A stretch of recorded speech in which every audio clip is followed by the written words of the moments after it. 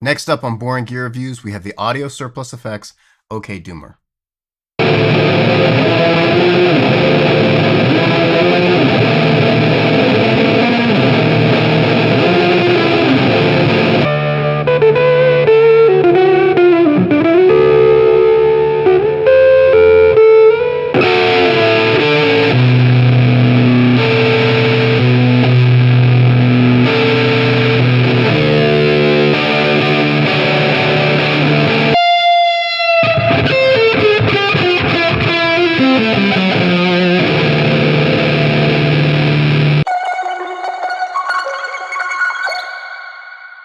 Big thanks to Audio Surplus for sending me the OK DOOMER. And stick around to the end of the video to learn how to win this pedal.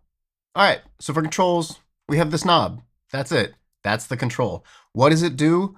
Nobody really knows. He won't say. But I feel like it has something to do with like headroom or something. It's not really a volume control because basically from 9 o'clock all the way to max, the output is more or less the same. What I feel changes is a little more compression. It gets a little thicker, a little more kind of explodey sounding the more you turn that knob.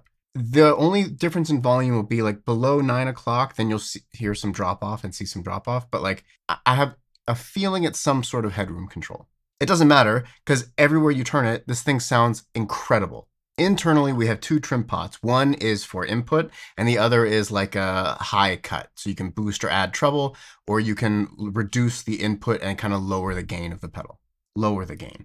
Other than that, top jacks, top DC, true bypass mechanical foot switch, special gold color. This is the one you'll get for today's demo. I'm using my 1988 Burny RSG63-60.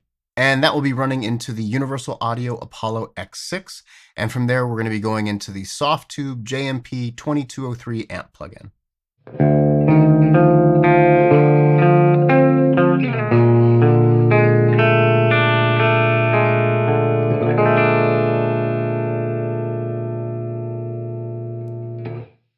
All right, for this first clip, we're going to have the knob set at 9 o'clock. And that will be running into the Avalanche Run from Earthquaker Devices for just a little bit of reverb.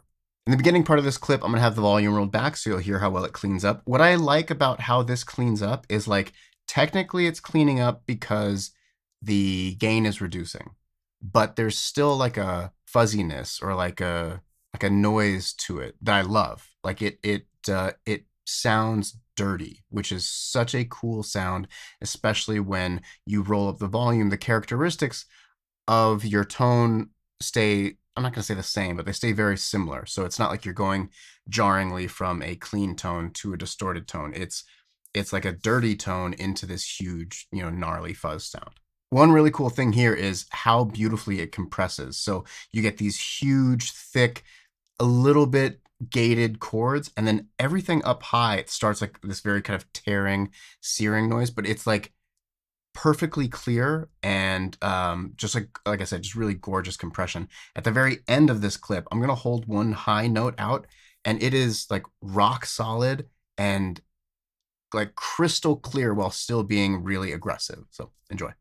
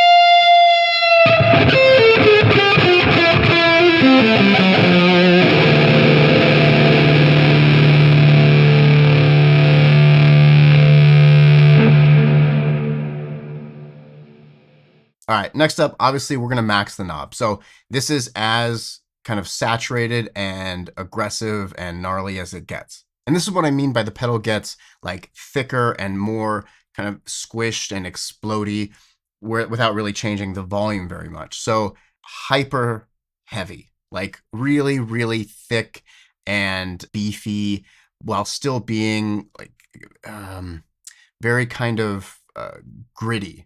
I love the way the OK Doomer feeds back as well. So like every time I stop playing and I let it, ring out or take my hands off and not mute it, there's just like this really kind of chaotic type of feedback. It's not, I don't know why one pedal feedbacks differently than the other, but with this one, it's very kind of chaotic and spastic, which is like how I want aggressive feedback to sound.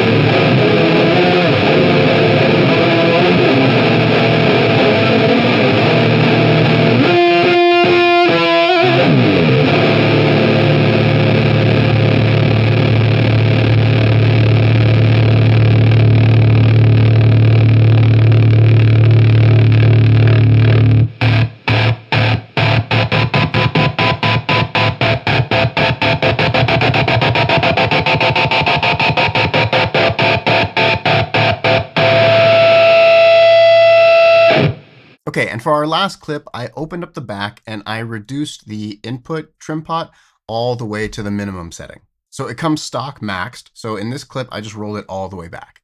And here we're gonna have the knob set at noon. So what we get in this instance is like a very similar type of sound, but where the stock setting of that internal trim pot maxed is more kind of like exploding fuzz.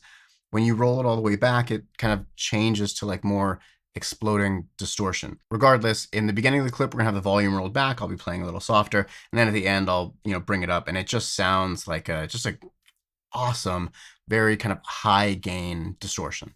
And once again, we'll be pairing that with the Avalanche Run for a little bit of reverb and a little bit of delay.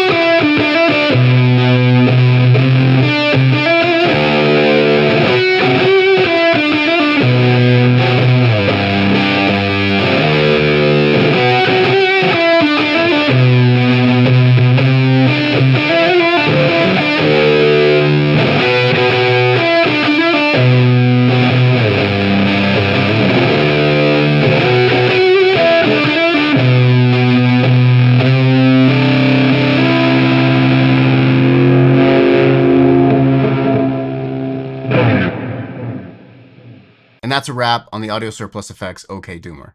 This is one of those pedals that sells out almost immediately every time he does a new run, and I can see why. In addition to this sounding incredible, this is also an incredibly fun distortion to play. Trying to articulate exactly why one pedal feels more fun than the other, I really wouldn't know where to begin, nor do I really care to kind of, break down on that level my response to something. But I do feel that, like, the second I turned this on, it was just a blast to play. Maybe it has to do with the aesthetic and this one giant knob, but I feel just the sound and the way it feels in your hand, like, translating through your instrument. This is incredibly fun and easy to play.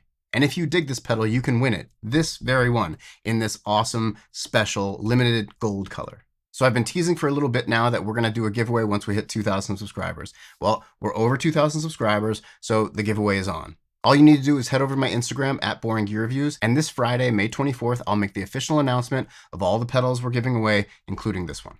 As always, links for everything I'm using are in the description below, and if you dig this content, please consider hitting subscribe, like, share, comment, all that stuff. I truly appreciate it. And until next time, peace.